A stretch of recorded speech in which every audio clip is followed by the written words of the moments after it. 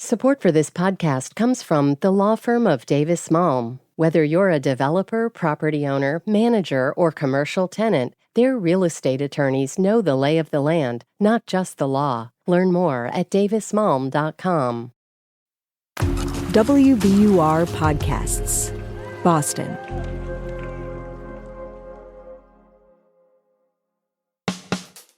I'm Daryl C. Murphy, and you're listening to The Common.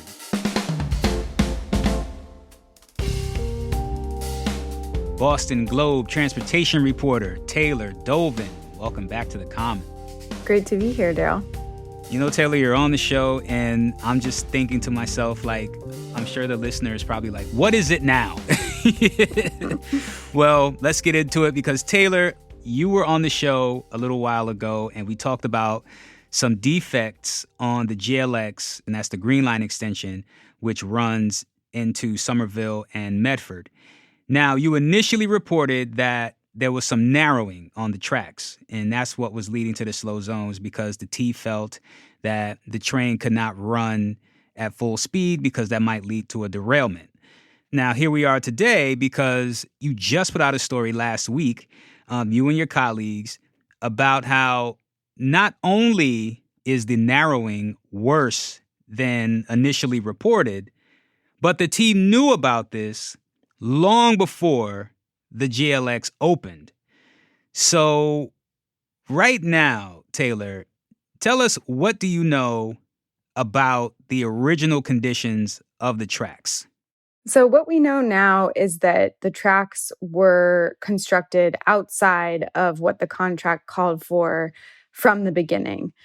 So the MBTA shared with us last week that the agency knew as far back as April 2021, more than a year before the full project opened, that it was having trouble with the tracks. They were too narrow in certain areas.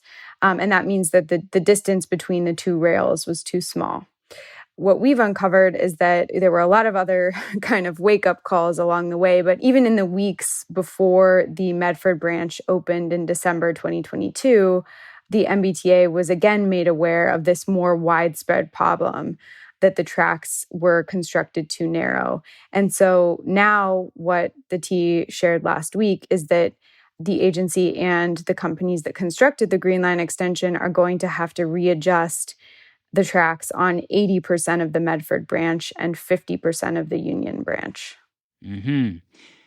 If the T knew the track did not meet their standards, why did they move forward with the project? It just speaks to who was in charge at the time. I mean, that was a decision made by the project manager at the time, maybe the general manager at the time, saying basically, we'll get around to fixing this at a later time. Mm-hmm. It becomes a lot harder to fix tracks once you are carrying passengers most hours of the day. Before it opens, they had 24/7 to make these fixes, and now they only have between 1:30 a.m. and 4:35 a.m. every day to do this work. So it becomes a lot harder now. And what General Manager Philip Ng told us last week is that if he had been in charge at the time, he would have pushed to address these problems before it opened when the MBTA had access to the tracks. In your latest reporting, Ng told you he didn't know about this situation until as recently as last month. How is that possible? That part is really, really hard to understand. I think it's important to remember how this came to light. So last month, the MBTA imposed speed restrictions, slow zones on the Green Line extension, covering a lot of the track and forcing trains to go 3 miles per hour in those areas. And that's what got my attention. And it seems like that's what got the general manager's attention about, wait, what is going on here? But even back in June, the MBTA had put fewer speed restrictions, but there still were some in place on the Green Line extension then. So, the track department and the contractors knew in June about this problem. And it didn't get up the chain to the general manager, he says, until last month. It's hard to understand how that's possible. In recent months, General Manager Ng has put in his own leadership team. He's done a whole restructuring of the agency, demoted some longtime people, brought in his colleagues from New York. So, I think he's hoping that going forward, there will be more accountability and he'll have more of a sense of what's going on. But what he says is he was kept in the dark about this problem until last month. Taylor, do we know if the former general manager, Steve Pavtak, was aware of these issues with the GLX before resigning? We don't know the extent of what Steve Pavtak knew about this problem. We've reached out to Steve Pavtak for comment multiple times and haven't heard back. What we do know is that the project manager, John Dalton, was warned about this larger problem about the tracks being largely too narrow in the weeks before the Medford branch opened in December 2022.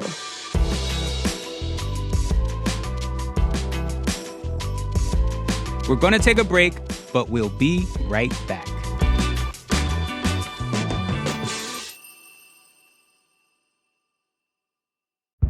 Did you kill Marlene Johnson? I think you're one of the first people to have actually asked.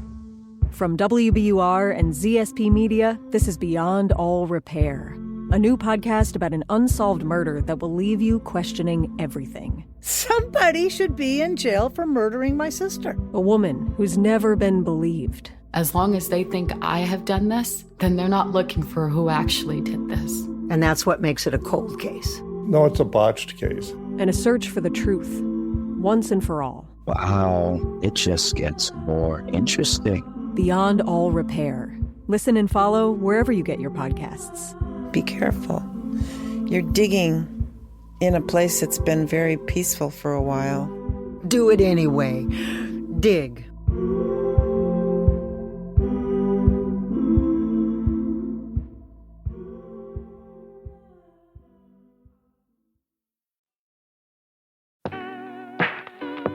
And we are back with more from Taylor Dolven of the Boston Globe.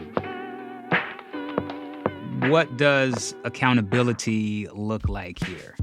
We've already seen 2 terminations. So last week, the T announced that 2 of the leaders of the Green Line Extension project within the agency are no longer employed at the T.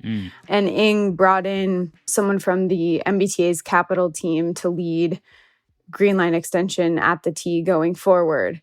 Ng was also very clear that this work is the responsibility of the contractors to complete, and he said he'd be holding them accountable for paying for this work. A question that's still on my mind is, how was this able to happen in the first place? This is a really, really big construction flaw. We're talking about most of the tracks do not meet construction standards. And so there were, of course, the construction companies that built the tracks, but there were also companies in charge of quality control, quality assurance. Then we have the MBTA, which oversees the entire project as the owner. And then we have the DPU, Department of Public Utilities, in charge of certifying that the project is safe. The FTA at the federal level, assuring to a certain extent that this has all followed the right, protocols. So how it was able to be done what appears to be so poorly from the start is really a big question in my mind. So what happens now? So now the MBTA and the contractor have to work together on a plan of how they're going to fix this, right? So the T, what they said last week is that the contractors have given the agency a plan of how they're planning to readjust most of the tracks going forward. And so the MBTA and the companies are negotiating over what that will look like now. What General Manager Phil Ng told us is that the actual work of widening the track is not that intense. I think what makes it difficult is we're talking about most of the project here. This isn't like 1 or 2 areas. It is going to take a while. I pushed him on what that will look like. Are we talking about weekend shutdowns? Are we talking about weeks-long shutdowns? He seemed to say that he was hoping to do what's called early access, where service shuts down at 8 or 9 p.m. before the normal close of service. And that gives the T, extra hours overnight to complete this work. And he said under that framework, it might take weeks. that's as specific as he got. My understanding is that this work hasn't yet started. They're still hashing out the plan for what it will look like. Understood. Do you have an estimate for how much this will all cost the T in the end? Well, the general manager was clear last week that he's going to be holding the companies who built the project accountable for those costs. So there are definitely a lot of T resources focused on this that might otherwise be focused elsewhere when we're talking about people in charge of getting to the bottom of how this happened. But when we're looking at the actual work being done, Phil Eng was really clear that he will be holding the companies accountable for paying for this. Understood. Can we trust the MBTA? I think the public had pushed for this for decades to happen. It finally opens within a year. It has these problems that force the T to slow trains. And now we find out that the fundamental problem was known about by the agency years ago and more or less ignored until recently. And so that certainly does not instill trust. I think that the current... And this is not to mention the other issues that the T is dealing with on other lines that you've reported on, right? So, I mean, I'm asking with that in mind as well, you know? Yeah, I mean, I think what an agency can do to build trust is really be transparent about what the problems are and what the plan is to fix them. I think General Manager Phil Eng's response last week, kind of making an announcement about what the agency knows so far, even though they haven't gotten to the bottom of everything, I think that's helpful. We still don't know what the plan is to fix this. And I think, as you mentioned, kind of system-wide, we still don't know what it's going to cost, what it's going to look like to bring the whole system back to safe and reliable service that people deserve. So there's still a lot to be desired about the T's transparency on a lot of these things. You reported this story late last week. What have you heard since then from state officials? You know, we got a comment from the governor. You know, she expressed a lot of frustration that her administration wasn't made aware of these problems with the project's tracks until last month when the general manager became aware. I think generally there's just a lot of frustration about how this was able to happen from the beginning.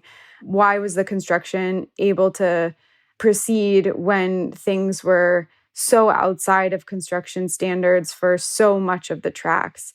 So I would say general just frustration and more questions about who knew what when. Yeah, the previous governor, perhaps. Yeah, I mean, Governor Baker also provided us a comment and said that he didn't know about these issues at the time. And we haven't seen any evidence that he was looped into this or anything. But I think, you know, figuring out what went wrong in terms of, was it the manufacturer? Was it the installation? Was it the quality assurance and quality control? Was it the oversight agencies? You know, who dropped the ball here? It could be everyone.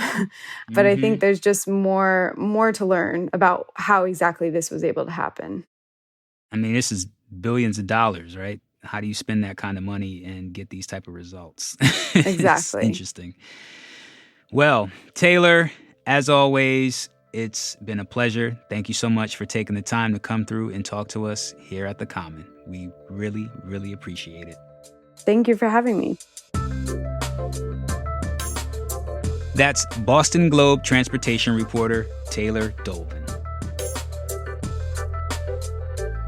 And that's our show for today. Thank you so much for listening to The Common. If you like what you're hearing, please go to wherever you listen to podcasts, especially Apple or Spotify. Rate and review us. We would really appreciate it. Thank you so much to those who already have. Also, if you want to get in touch with us, hit us up on Instagram at WBUR-TheCommon or send us an email at thecommon@wbur.org. I'm Daryl C. Murphy, and I will talk to you tomorrow.